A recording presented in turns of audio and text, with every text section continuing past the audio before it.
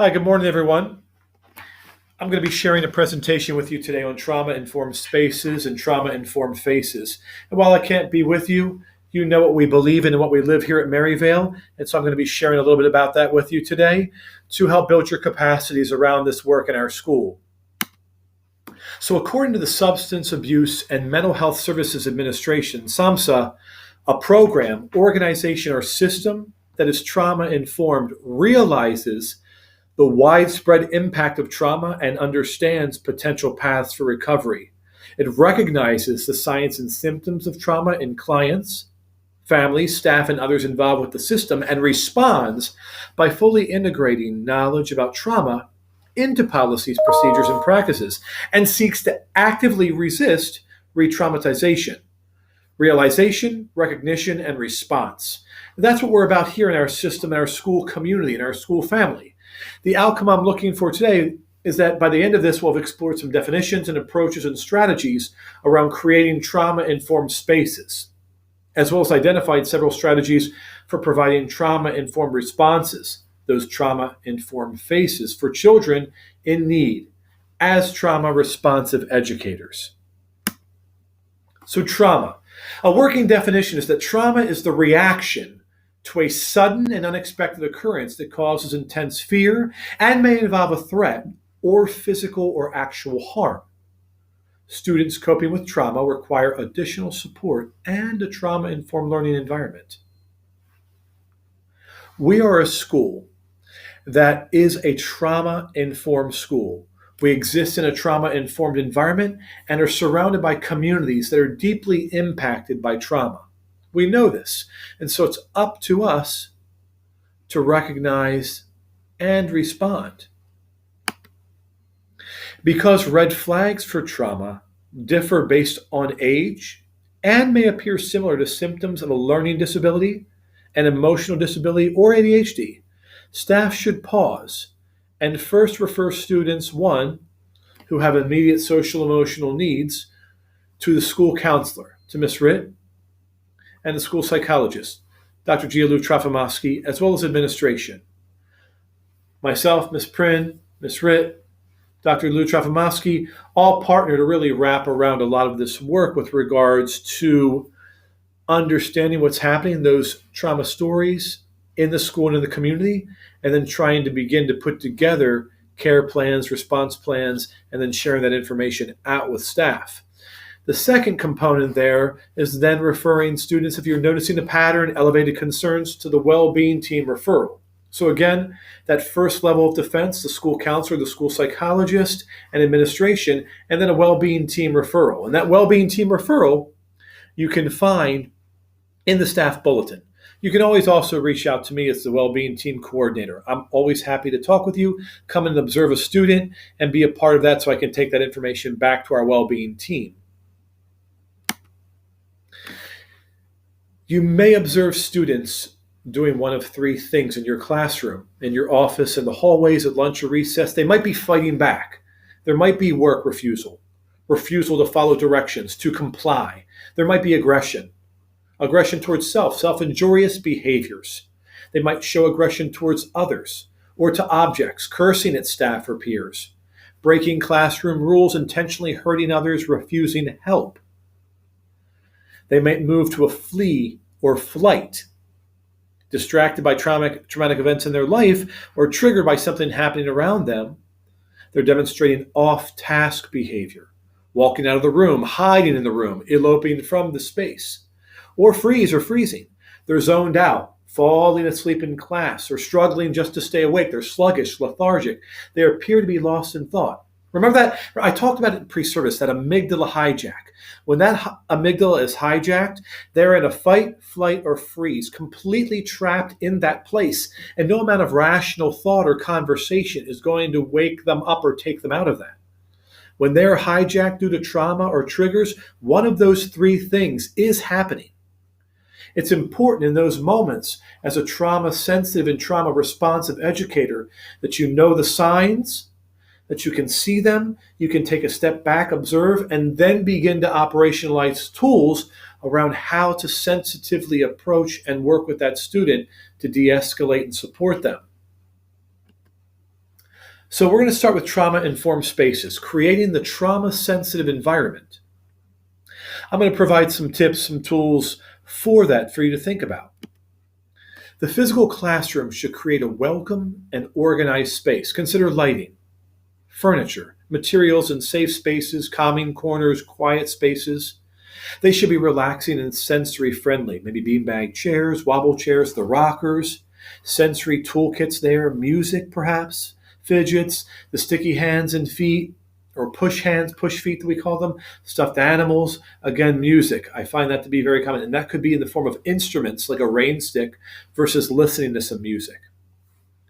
Um, the physical classroom, in terms of what you're creating there, reduces overstimulation through warm colors and, when available, natural dimmable lighting. In our classrooms, you can diminish or dim the lighting. Your space would include supportive psychological, environmental, and cultural based features. For example, visible, posted clear expectations for behavior for your classroom expectations or classroom rules, a defined process for addressing behavior support needs that students are aware of, and then mechanisms for helping students self-advocate about experiences that undermine their feelings of safety. Perhaps there are the emotional thermometer, or a cool down poster with 5 ways to bring down their emotions and their heart rate. Might include things like counting backwards from 5 to 1, taking 3 deep breaths, taking a sheet of tinfoil and crumpling it up in their hands, feeling the textures and shapes of it as they kind of crush it in their hands and breathe into that energy of crushing that aluminum foil, and then being able to throw it away. Those are some of the things that we're looking for you to consider as you continue to shape your classroom, your office spaces around being trauma-sensitive environments. You would not imagine the difference it can make to employ these types of things. Many of you already are, but I challenge everyone to really be thinking about, try a few of these. Take 2 or 3, incorporate them into your room. If you need support, there are several of us throughout school. Susie, myself, Miss Ritt, Nora Simcox. There are Dr. Lou Trefimowski. There are multiple people who are embedded in this work on a daily basis, who have a lot of experience and training around it, who could come to your room, take a look at things, share ideas with you, and really partner around this trauma-sensitive space. Again, you're always welcome to email me. I'm happy to come by and see something you're working on, watch it in practice, and look at the impacts of it as well. Trauma-informed faces is all about you, the trauma-responsive educator. And with these tools, you're able to consider the following. Now, I've put a lot of them there. The reason that exists is so you realize so many options are available to you. There's so many different types of tools you could try. Again, you might take 2 or 3 things for your trauma-sensitive space. Also pick a few things here that you could try.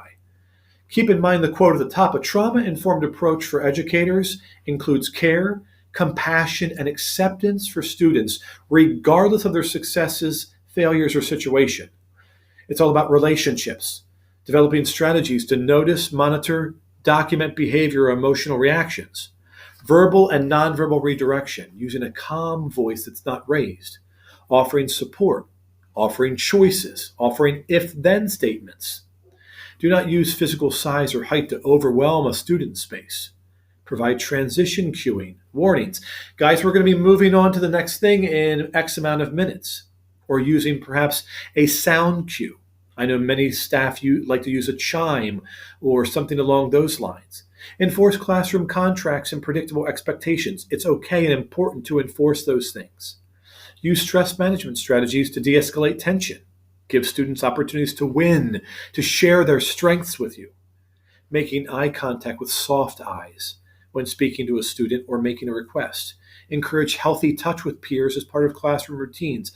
Elbow bumps, high fives, fist pounds, some kind of call and response. When I say spaghetti, you say meatball, spaghetti, meatball, things like that to encourage and help to manage classroom management while also promoting these positive interactions.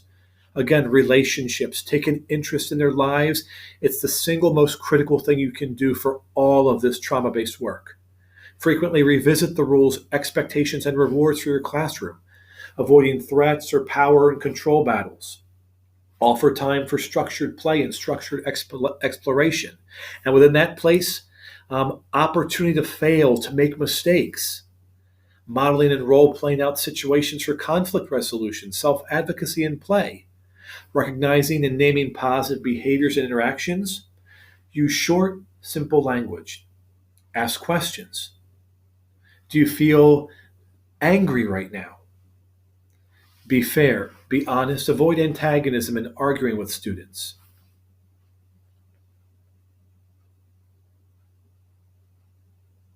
Just wanted you to have a moment to kind of look through there. There's a lot there, a lot of opportunities to help change children's lives and really your own in the process. I've provided some literature here that I've really enjoyed in my work, some brand new pieces, and then some pieces that have been around for 30 years now. This is all going to be shared with you through Anne. So thank you, Anne. So you can pick up these books on Amazon and lots of other places. But they're just some great reading with some really usable tools for intervention with traumatized children and working in the trauma sensitive classroom. I also included here best practices for trauma informed instruction. That is the primary article that I drew this material from. It's excellent. And then the second piece is called Working Trauma Adjacent. It's all about your work and the self-care that you need to do because of compassion fatigue. And the work that you're doing really, leaves fingerprints on you, and how to self-care and how to look out for yourself and be mindful around your own health and wellness while you're doing this work and living and operating adjacent to trauma every day. Again, the key to the work is you. I can't stress that enough. I'm so grateful. Susie and I are so grateful through this pandemic and before that, through all this time, for everything that you're doing, that you're a part of. The key to this work is about you. It's all about authentic relationships and all about authentic love. Thank you so much for your time today. I greatly appreciate it.